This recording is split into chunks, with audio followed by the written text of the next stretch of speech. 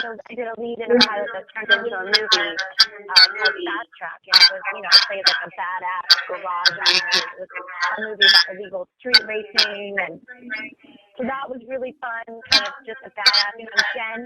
Jen's strength and power and she was a total badass. She was like a warrior. So I've gotten to play kind of that end of the spectrum, all the way to,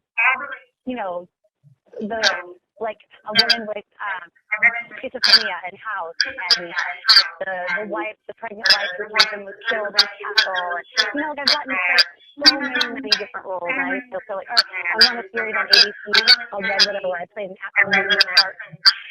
Anyway, I'm not answering your question, but I've been very lucky to have a vast range of roles. I would say, gosh, the most challenging. A couple of them come to mind, and I'm sure I'm not thinking all the way through my whole career, but the role on House was very challenging, playing a schizophrenic. Doing the research was fascinating, but it's scary. There's only so long you can read about mental illness, and which is such a serious thing, and my heart goes out to anybody with it because it's so hard. It was really scary diving into that part of myself and allowing all those things to come up and use those parts of myself. So that was really, really intense. So it was really fun. That was challenging, like very good challenging. And then,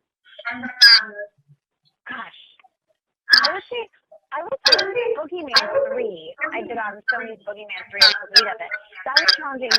Also emotionally because I had to be scared and terrified all the time, but also just physically because I was the lead, so I was in, almost every scene of the movie, and I was working crazy hours. So that was also a good challenge. It was so laser focused.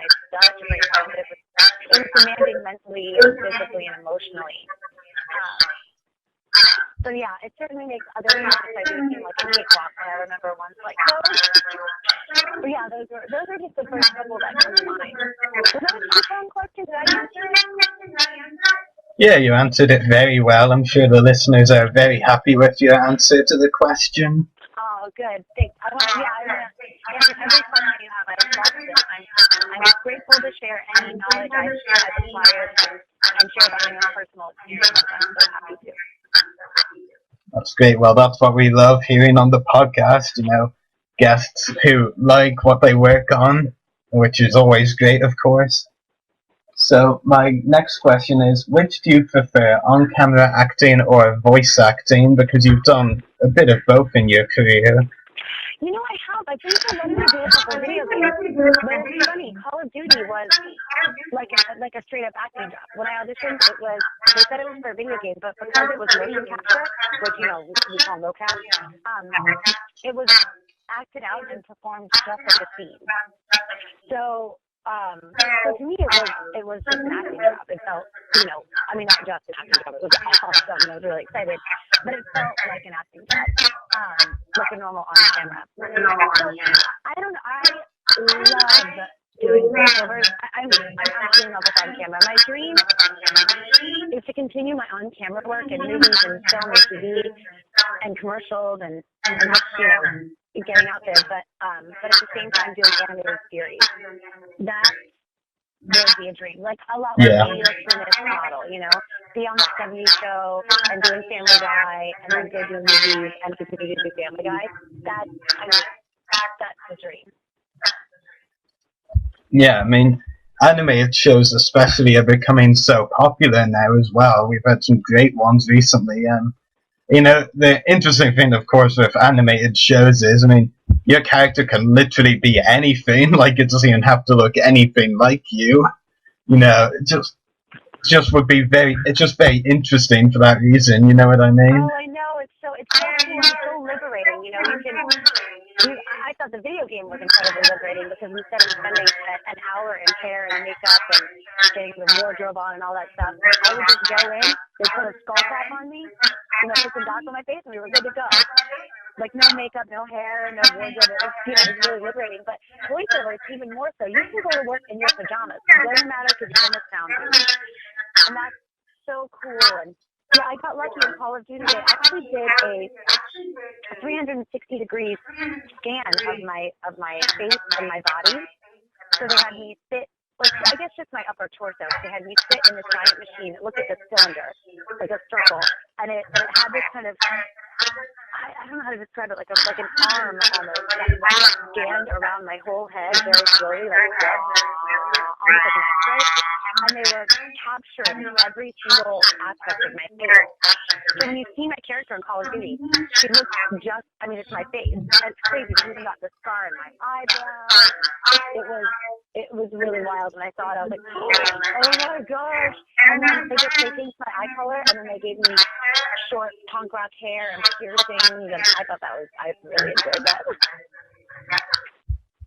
Yeah, I know. I mean, it was very interesting when you brought up that your Call of Duty role was motion capture, because I wasn't actually aware of that, as far as I remember. And let me tell you, my memory is not the best. So Me neither. yeah, I was pretty sure it's just the voice. But that's very interesting. That was motion capture as well. Very nice.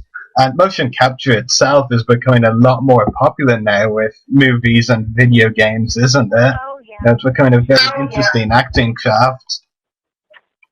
Yeah, it's so cool. It's such a cool medium because it's the same art form but different. You know, like theater is completely different than doing a film, which is different than doing a television show, which is different than doing a commercial, which is different than doing motion capture, which is different than doing voiceover. So it's all acting, it's all under the same umbrella, but it's completely different facets of the same art. It's really fascinating work, and I'm constantly learning. It's been my job for 15 years, which is so funny to think about. You know, if you think about anybody in their profession for 15 years, you know, it's like it's a good chunk of time to be doing something on your life path.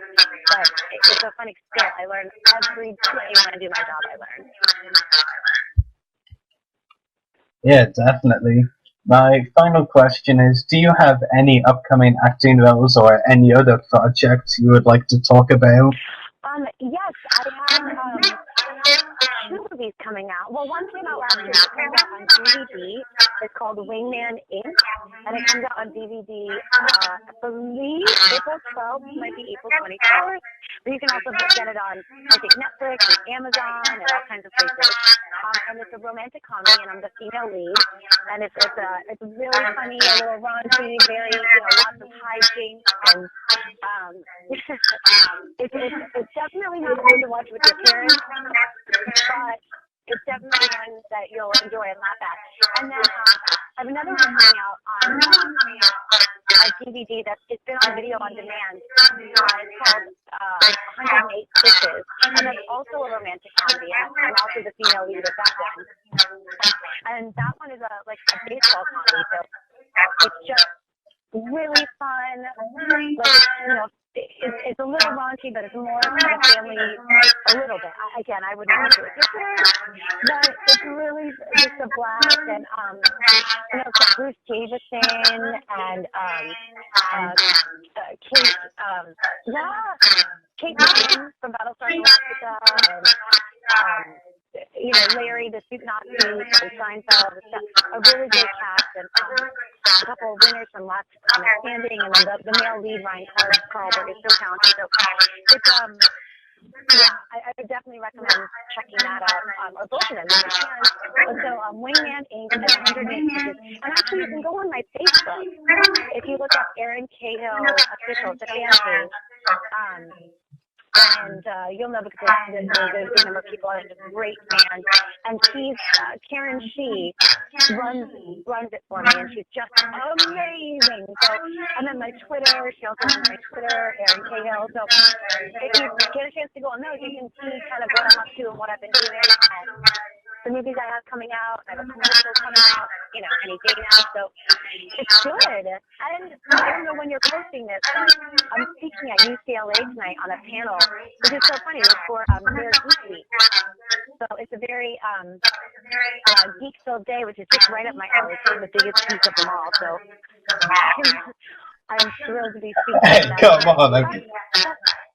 I mean, I'm the one who hosts a geek podcast. You gotta give me some credit. I'm one of the geeks. We're definitely swimming in the same pool. Yeah, we definitely, that's for sure. Yeah. So that's it. So on my Facebook or my Twitter, or my Instagram. I love my Instagram. It's CJ, CAHILL, CJ Cahill.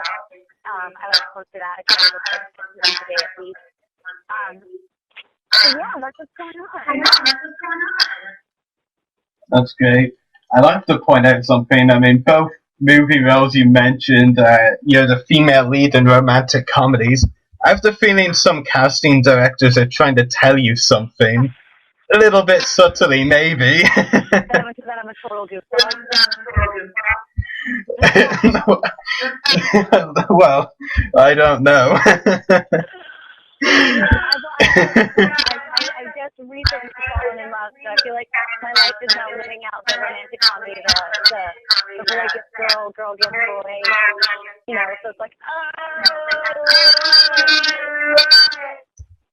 Yeah, it's absolutely brilliant. Yeah, it's great. Yeah, so that's all of my questions for you, Erin. We also have a couple of quick questions from a couple of our listeners. I'm honored.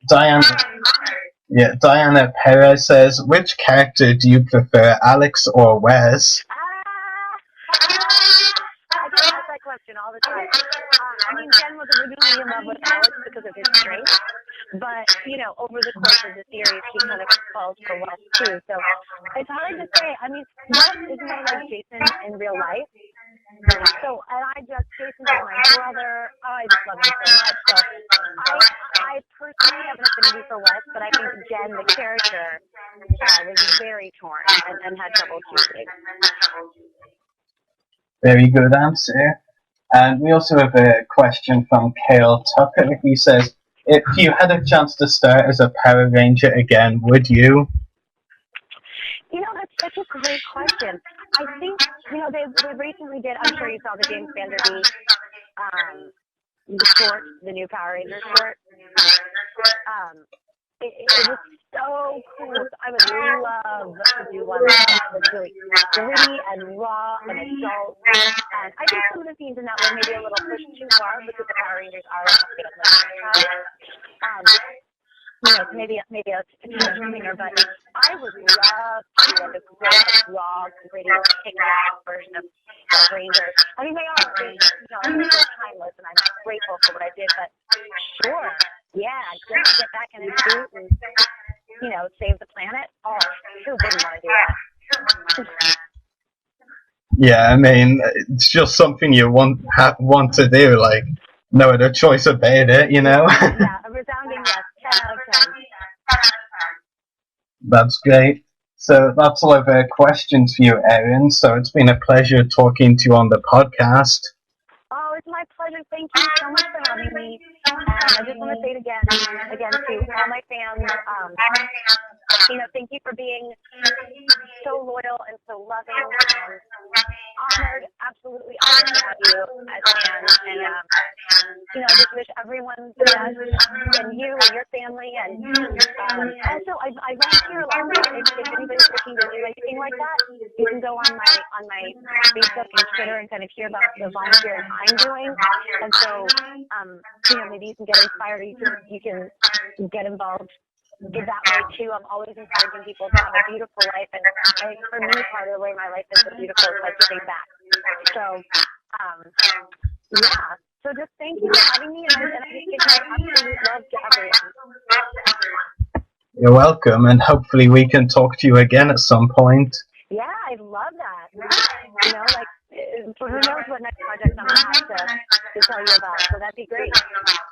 Yeah, maybe next time you will have had a voice role on an animated show. Listen, from here now.